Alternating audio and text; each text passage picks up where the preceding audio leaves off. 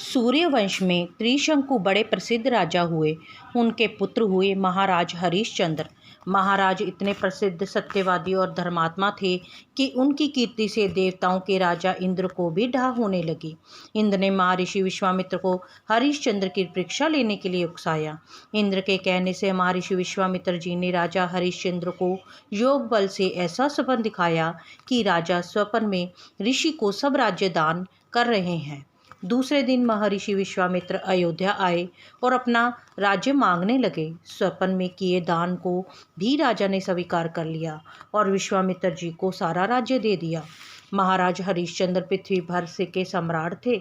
अपना पूरा राज्य उन्होंने दान कर दिया था। अब दान की हुई भूमि में रहना उचित ना समझकर स्त्री तथा पुत्र के साथ वे काशी आ गए, क्योंकि पुराणों में ये वर्णन है कि काशी भगवान शंकर के त्रिशूल पर बसी है, अतः वह पृथ्वी में होने पर भी पृथ्वी से अलग मानी जाती है। अयोध्या से जब राजा हरिश्चंद्र चलने लगे तब विश्वामित्र जी ने कहा, जप तप दान आदि बिना दक्षिणा दिए सफल नहीं होते। तुमने इतना बड़ा राज्य दिया है तो उसकी दक्षिणा में 1000 सोने की मोहरें और दो। राजा हरिश्चंद्र के पास अब धन कहाँ था?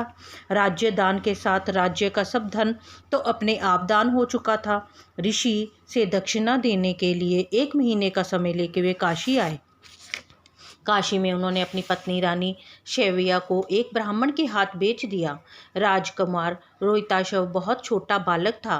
प्रार्थना करने पर ब्राह्मण ने उसे अपनी माता के साथ रहने की आज्ञा दे दी। स्वयं अपने को राजा हरिश्चंद्र ने एक चंडाल के हाथ बेच दिया और इस प्रकार ऋषि विश्वामित्र को 1000 मोहरें दक्षिणा में दी। महारानी शैव्या अब ब्राह्मण के घर में दासी का काम करने लगी। चंडाल के सेवक होकर राजा हरिश्चंद्र शमशान घाट की चौकीदारी करने लगे।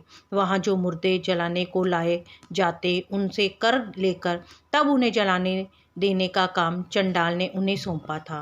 एक दिन राजकुमार रोहिताशव ब्राह्मण की पूजा के लिए फूल चुन रहा था कि उसे सांप ने काट लिया। सांप का विष झटपट फैल गया और रोहिताशव मरकर भूमि पर गिर पड़ा। उसकी माता महारानी शैव्या को ना कोई धीरज बंधाने वाला था और ना उसके पुत्र की देह शमशान पहुंचाने वाला था। वह रोती बिलखती पुत्र की देह को हाथ में उठाए अकेली रात में शमशान पहुंची। वह पुत्र की देह को जलाने जा रही थी कि हरिश्चंद्र वहां आ गए और मरघट पर कर मांगने लगे। बेचारी रानी के पास तो पुत्र की देह ढकने का कफन तक नहीं था। उन्होंने राजा को स्वर से पहचान लिया और गिड़गिड़ाकर कहने लगी, महाराज, ये तो आपका ही पुत्र मरा पड़ा है। मेरे पास कर देने को कुछ नहीं है। राजा हरिश्चंद्र को बड़ा दुख हुआ, किंतु वह अपने धर्म पर स्थिर बने रहे। उन्होंने कहा, रानी, मैं यहाँ चंडाल का सेवक हूँ। मेरे स्वामी ने मुझे कह रखा है कि बिना कर दिए कोई यहाँ मुर्दा ना जलाने पाए। मैं अपने धर्म को नहीं छोड़ सकता।